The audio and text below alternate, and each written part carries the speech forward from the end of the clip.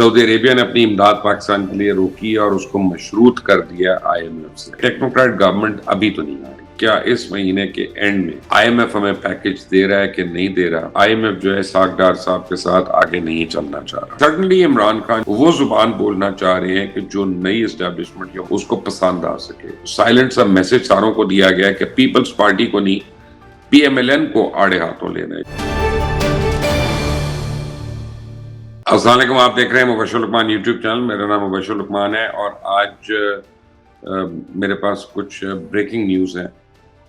اور آپ سمجھ لیں کہ امپورٹنٹ نیوز ہیں۔ ایک تو یہ ہے کہ سعودی عربیہ نے اپنی امداد پاکستان کے لیے روکی اور اس کو مشروط کر دیا آئی ایم ایف سے۔ اب آئی ایم ایف کی طرف سے خوشائن بات یہ ہوئی تھی کہ ان کے مینیجنگ ڈائریکٹر کا پرائم منسٹر کو خود فون آیا تھا اور پرائم منسٹر نے ان سے کچھ چیزوں پہ انڈرسٹینڈنگ ان کو دی ہے کہ میں کرنے کو تیار ہوں۔ اب لگ یہ رہا ہے کہ آئی ایم ایف سے ڈیل جو ہے وہ پرائم منسٹر کر رہے ہیں، اسحاق ڈار صاحب نہیں کر رہے، اور غالباً اس کی ایک وجہ یہ ہے کہ جو سٹیٹمنٹس آ چکی ہیں یہاں پہ پولیٹیکل یکے بعد دیگر،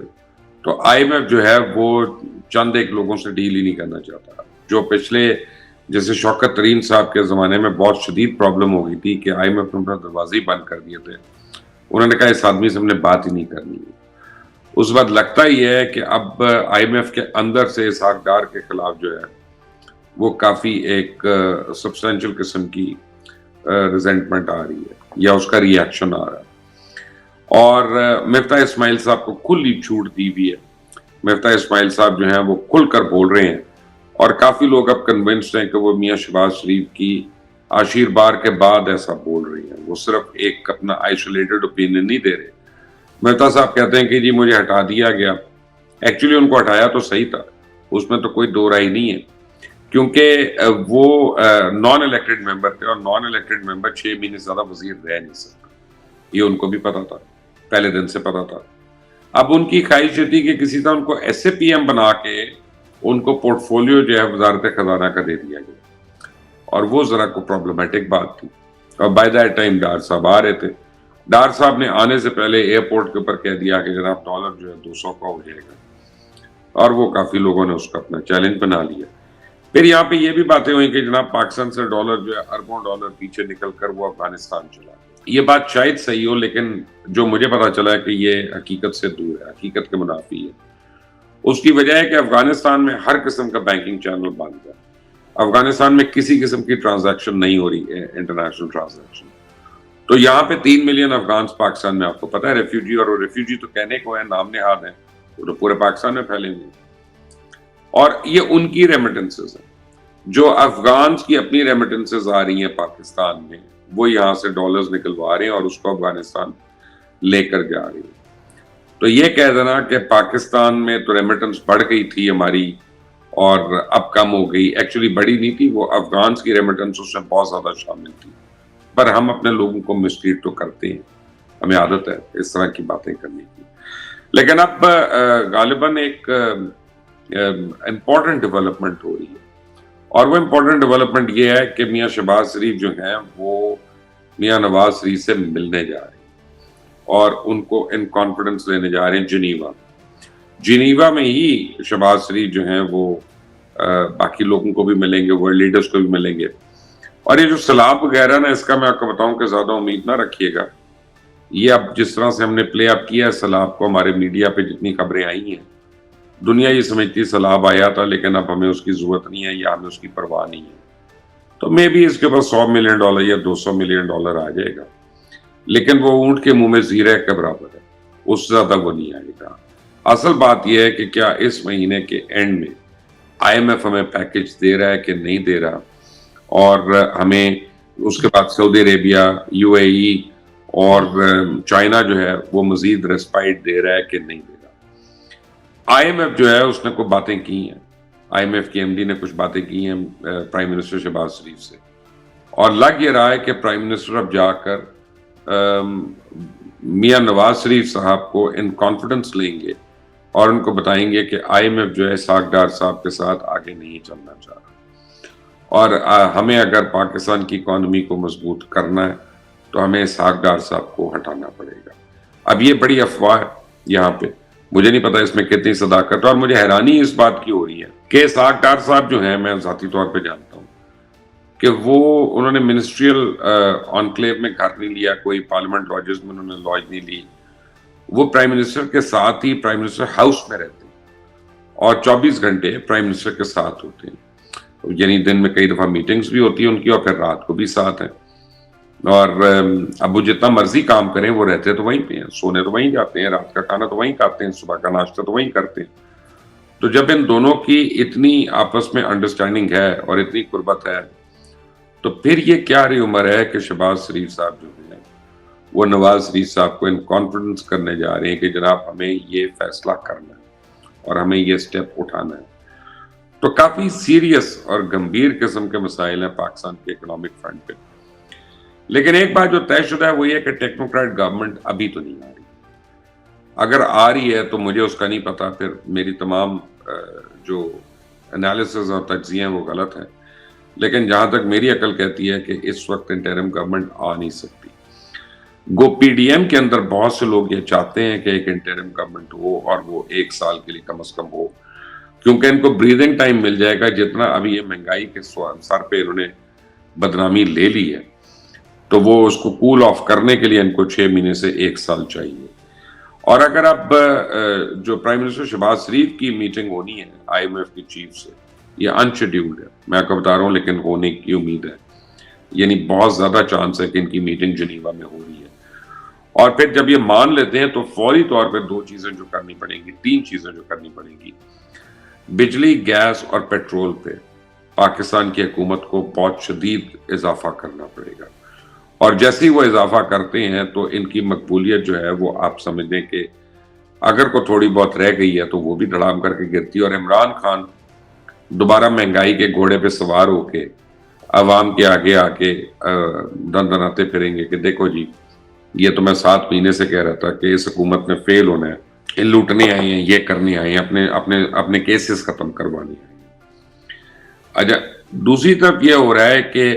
عمران خان کے اپنے مسائل بڑھتے جا رہے ہیں، کیونکہ ان کی اپنی پارٹی میں سیریس ڈویژن ہو رہی ہے، اور یہ ایک اسلام آباد کی بازی ہے کہ مارچ کے آخر تک پاکستان تحریک انصاف جو ہے اس میں توڑ پھوڑ ہو سکتی ہے، اور وہ توڑ پھوڑ کی بنیادی وجہ یہ ہے کہ جو عمران خان کے اوپر متعدد کیسز ہیں ان میں وہ ڈسکوالیفائی ہو سکتے ہیں۔ خود ایک پرٹیکولر کیس میں عمران خان سپیریئر کورٹ تک چلے گئے اپیل میں، تو اس کا مطلب ہے کہ اب عمران خان بھی یہ سمجھ رہے ہیں کہ ان کو جو ہے نا اب مشکلات کا سامنا ہے، تو اگر عمران خان نااہل ہو جاتے ہیں تو پھر پاکستان تحریک انصاف جو ہے وہ بے یار و مددگار یا یتیم بچوں کی طرح ادھر ادھر بھاگے گی۔ اب اس میں 30 40 50 لوگوں کا جو ایک بہت بڑا ایک حجم ہے، وہ چاہے گا کہ اس کو سینٹرل پنجاب میں کوئی نہ کوئی اپنی گود میں اٹھا لے۔ نئے سرے سے پارٹی تو ابھی یہ بنا نہیں سکتے، خود چودھری سرور نے بھی انکار کر دیا کہ وہ نئے سرے سے پارٹی نہیں بنا رہے، علیم خان نے کہہ دیا کہ وہ اپنے کاروبار میں انٹرسٹڈ ہے یا اپنے رفائی کاموں میں انٹرسٹڈ ہے، وہ سیاست میں انٹرسٹڈ نہیں۔ جہانگیر ترین اس وقت انٹرسٹڈ ہو سکتے ہیں کہ جب ان کے اوپر یہ تاحیات ڈسکوالیفیکیشن جو ہے یہ ختم ہو جائے، تو اس کے بعد وہ اس میں انٹرسٹ لے سکتے ہیں۔ تو یہ جو 40-50 لوگ جو پی ٹی آئی کے ناراض لوگ ہیں، ان کو کون اپنی جھولی میں رکھے گا؟ نون لیگ ہر ایک کو لینا نہیں چاہتی، خود رانا ثناء اللہ نے آ کے کہہ دیا کہ جی ہماری سب سے بڑی غلطی جو تھی وہ لوٹوں کو ٹکٹ دینا تھا، اور لوگوں نے ان کو مسترد کر، تو اب یہ انہوں نے کہہ دیا، تو اب ایک ہی آپشن ان کے پاس رہتا ہے کہ یا تو پیپلز پارٹی ایک بہت بڑی تعداد میں لوگوں کو لے لے، لیکن پیپلز پارٹی میں بھی کئی لوگ ہیں جو جا نہیں سکتے، جن میں شاہ محمود قریشی ہیں، جن میں فواد چودھری ہیں، جس میں فردوس عاشق اوان ہیں، اور ایک دو اور لوگ ہیں اس طرح کے جن کو پیپلز پارٹی کے دروازے ان کے لیے بند ہیں، اور جو ہے وہ ان کے پاس آپشن بچتا ہے کاف لیگ کا۔ اسی لیے مونس علی جو ہیں وہ ایک بڑا سیریس سٹینڈ لے رہے ہیں کاف لیگ پی ٹی آئی کے حق میں، کہ وہ جو پی ٹی آئی کے ڈسیڈنٹ لوگ ہیں اگر وہ کاف لیگ میں آ جاتے ہیں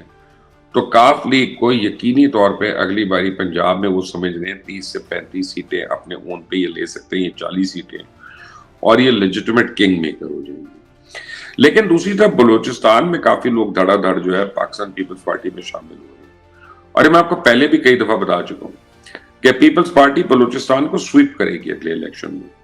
تو اب اس میں ہمیں وہ نظر آ رہا ہے کہ ان کی جو ورکنگ ہے. ساؤتھ پنجاب میں بھی وہ کافی ڈینٹ ڈالیں گے اور مختوم احمد محمود جو ہیں اس سلسلے میں کافی وہ یعنی ایکٹیو ہوئے ہیں ساؤتھ میں.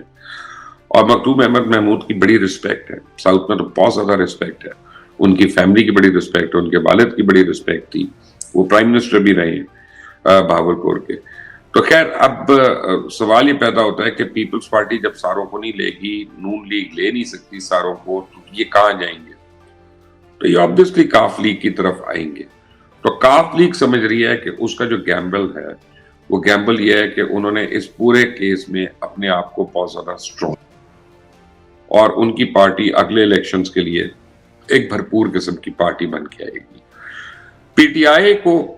یہ احساس ہو گیا ہے کہ PTI will be cut to size, اور پی ٹی آئی کو یہ پتا ہے، خاص طور عمران خان کو، کہ جس حلقے میں وہ خود الیکشن نہیں لڑیں گے وہاں پہ ان کی پارٹی کے جو ٹکٹ ہولڈرز ہیں ان کو مشکل ہو جائے گی کہ شاہ محمود قریشی اگر اپنی بیٹی آبائی حلقے میں ملتان کے اندر جو وائس چیئرمین ہے پی ٹی آئی کے، اگر وہ ہار جاتی ہیں اور وہ بھی ضمنی الیکشن جبکہ سارے الیکشنز پی ٹی آئی جیت رہی ہو، تو پھر یہ ان کے لیے ایک بہت بڑی ویک اپ کال ہے. تو ایسی صورت میں ان کو پتا ہے کہ ان کو الائنس کر کے حکومت میں آنا ہے. تو اب میں آج آپ کو بتا رہا ہوں، اور شاید آپ کو یہ بات بالکل ناقابل یقین لگے، آپ کو یہ بات، کیونکہ میرا زوم یہ ہے کہ میں عمران خان کو سمجھتا ہوں، میں نے ان کے ساتھ اتنا وقت گزارا ہے کہ میں تھوڑا بہت ان کو جانتا ہوں. آپ یہ دیکھیں گے کہ پچھلے کافی عرصے سے عمران خان نے پیپلز پارٹی کے اوپر حملہ کرنا بند کر دیا. بلاول بھٹو جو ہیں وہ عمران خان کو کرٹیسائز کر رہے ہیں، لیکن عمران خان نے ان کا جواب دینا چھوڑ دیا اور وہ ان کی نقل بھی نہیں اتار رہے، کچھ بھی نہیں کر رہے. اور یہ غالباً ان کی پارٹی میں ایک سائلنٹ سا میسج ساروں کو دیا گیا ہے کہ پیپلز پارٹی کو نہیں، پی ایم ایل این کو آڑے ہاتھوں لینا ہے، JUIF کو لینا ہے اور پی ایم ایل این کو لینا ہے. اور آپ پچھلے کچھ عرصے کے بیانات اٹھا کر دیکھ لیں تو پی ٹی آئی کے لیڈرز جو ہیں وہ بلاول بھٹو کو نہیں کر رہے، کیونکہ جب انہوں نے الائنس کرنا ہوگا حکومت میں آنے کے لیے تو پھر یہ کہیں گے کہ چیئرمین جو ہے نا جی وہ تو بلاول بھٹو ہیں، بلاول بھٹو کے اوپر کرپشن کا کوئی الزام نہیں، تو اس سے ہاتھ ملا سکتے ہیں،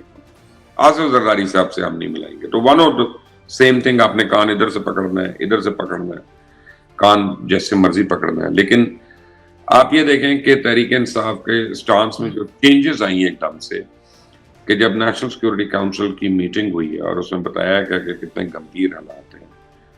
تو اس کے فوراً بعد عمران خان نے یہ کہہ دیا، پہلے تو انہوں نے کہا کہ میں 7 مہینے سے کہہ رہا تھا،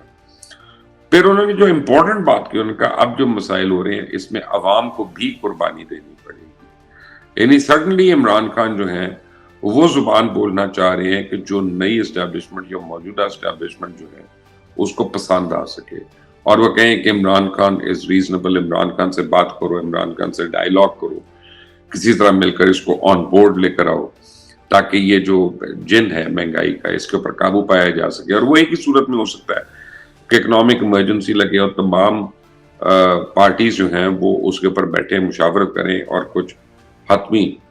بزنس پلان جو ہے وہ اس کے لیے تیار کریں. تو آنے والے دن جو ہیں وہ اس میں پولیٹیکل آپ کو اپہیولز لگیں گے، لیکن 15 تاریخ کو جو بلدیاتی الیکشنز ہونے جا رہے ہیں ساؤتھ میں، خاص طور پر کراچی وغیرہ میں، اس میں ابھی تک جو ہے جو مجھے MQM weak wicket پہ نظر آ رہی ہے، کافی زیادہ ویک وکٹ پہ، کیونکہ وہ اکٹھے ضرور ہو رہے ہیں